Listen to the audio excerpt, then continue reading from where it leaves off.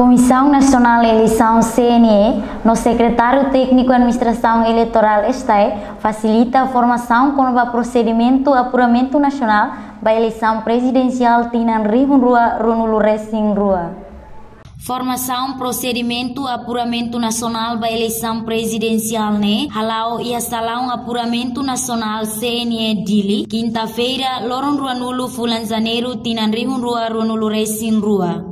Formação halau durante Loron Rua, hahu oin Loron Ruanulu to Loron Ruanulu Racing Ida, Fulan Janeiro, Tinan Vice-Presidente CNE Domingos Barreto Hateteng, objetivo husi atividade atu capacita pessoal sira com a lei eleitoral no especial procedimento apuramento votos eleição presidencial Tinan Rihun Rua Ronulu Racing Rua.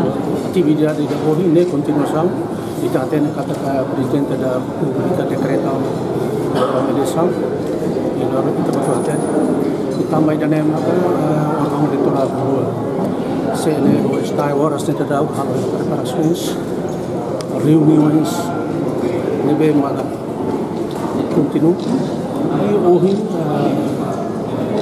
a formação da que Harelio com a decreto do governo sira nível foi dado força hoje não é beli alimenta.